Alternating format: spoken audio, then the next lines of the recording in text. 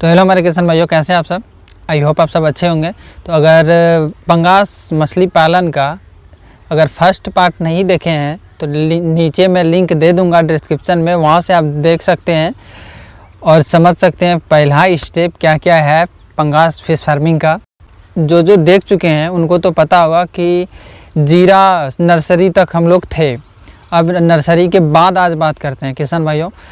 तो नर्सरी के बाद हम लोग को क्या करना चाहिए। सबसे पहले बात तो कि नर्सरी से कब निकालना चाहिए फ़िश को। बड़े तालाब में डालने के लिए कितना बड़ा होना चाहिए, रखना चाहिए नर्सरी में, कितना बड़ा करना चाहिए हमको नर्सरी में मछली को, जो कि बड़े तालाब में शिफ्ट करें। तो सबसे आसान भाषा में अगर मैं बोलूं तो 100 ग्राम का, तो किसान भाइयों कम से कम 100 ग्राम का ज़रूर करें। इससे बेनिफिट क्या होता है मैं आपको बताता हूँ कि जब आप बड़े तालाब में देते हैं, अगर छोटी मछली आप बड़े तालाब में दीजिएगा तो बड़े तालाब में हर किसान जाल जो होता है आप चारों तरफ जाल नहीं दे पाते हैं। अगर छोटा जीरा उसमें डालिएगा बड़े तालाब में तो क्या होगा, बाहरी पशु पक्षी सबसे ज़्यादा मेढक हो गया, सांप हो गया, उसके बाद फिर बगुला हो गया, ये सब जो पशु पक्षी जानवर हैं ये मछली को खा जाते हैं, तालाब में घुस के मछली को खा जाते हैं। तो ये आप मतलब कि जितना खाएंगे उतना ज़्यादा मछली का कमी होगा आपके तालाब में। तो बाद में फिर आप जितना हिसाब करके रखेंगे उतना मछली आपको उपलब्ध नहीं हो पाएगा उस तालाब से।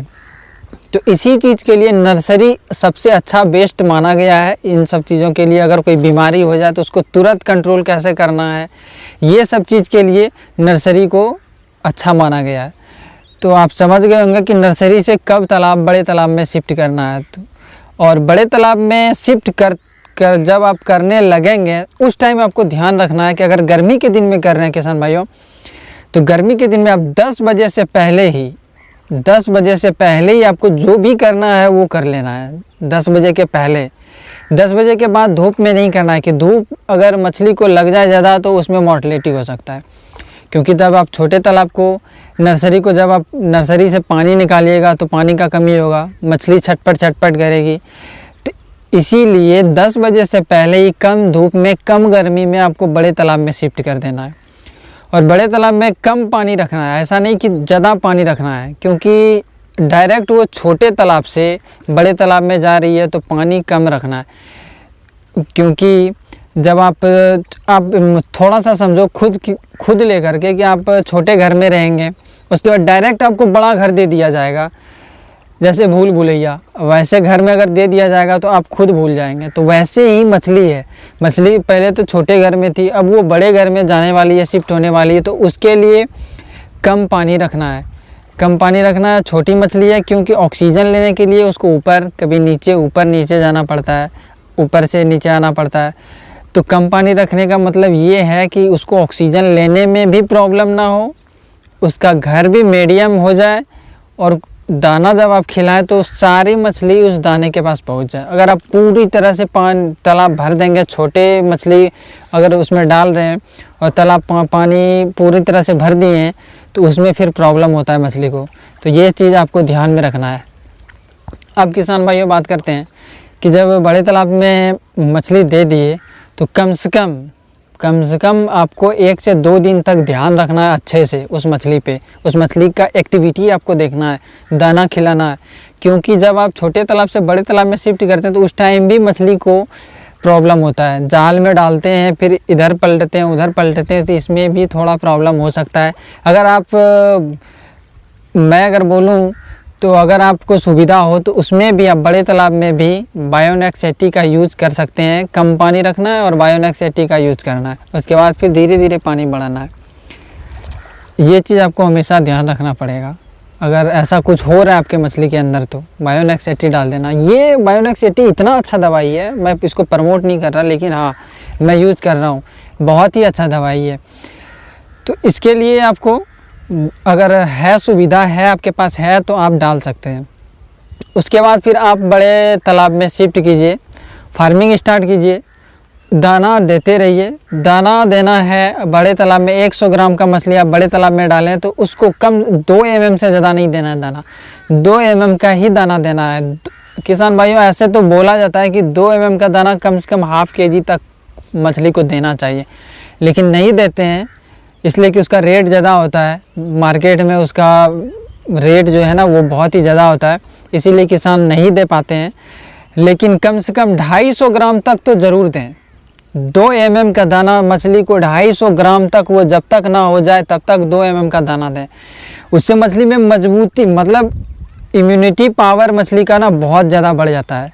उसके बाद फिर आप 3 mm का दाना दें, शिफ्ट करें 3 mm पे। उसके बाद जब मछली आपका 500 से ऊपर रह जाए, 600-700 ग्राम का, तो 4 mm पे शिफ्ट कर दें। ये चीज़ होना चाहिए, लेकिन ऐसा होता नहीं है, ऐसा करते नहीं है किसान। मतलब कोई भी दाना आके खिला देते हैं, ऐसा नहीं होना चाहिए। मछली में, बच्चे में जब तक इम्यूनिटी पावर मजबूत नहीं होगा, जब तक वो बच्चे मजबूत नहीं होंगे तो उसमें ग्रोथ कैसे होगा, ये चीज़ बहुत ही ज़्यादा मायने रखता है। तो उम्मीद करता हूँ कि आप समझ गए होंगे मैं जो आपको क्या समझा रहा हूँ। मैं समझा रहा हूँ क्या कि दाना को कैसे बड़े तालाब में देना है। और बड़े तालाब में दाना आपको एक जगह नहीं देना है, चारों तरफ, अगर हो सके चारों तरफ कुछ दिन तक देना है। इससे क्या है, होता है कि सारी मछलियाँ फैल जाती है बड़े तालाब में, कभी यहाँ कभी वहाँ, कभी एक जगह मछली नहीं आती है खाने के लिए, तो सारे तालाब में मतलब कि दाना देना है छीट के आपको। फ्लोटिंग फिश फीड पंगास के लिए बहुत ही अच्छा होता है ये दाना, जो कि मछली खाती है, बड़े चाव से खाती है, अच्छे से खाती है। तो अब बात करते हैं किसान भाइयों की, अब धीरे धीरे बड़ा होते जा रहा है मछली।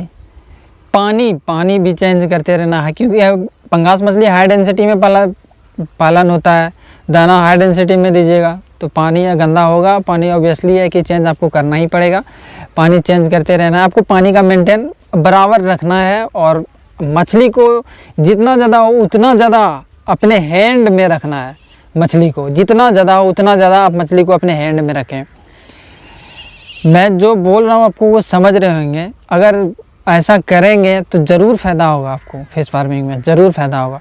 अब अगले वीडियो में हम लोग बात करेंगे किसान भाइयों की मछली को कितना बड़ा करें, जो कि मार्केट में इसका डिमांड भी आपके पास बहुत ज़्यादा, जो व्यापार होते हैं वो आपके पास बहुत अट्रैक्टिव हो जाए आपकी ओर, आपके फ़िश की ओर, और आपको उस मछली का रेट भी आपको अच्छा मिले। ये चीज़ मैं बताऊँगा अगले वीडियो में।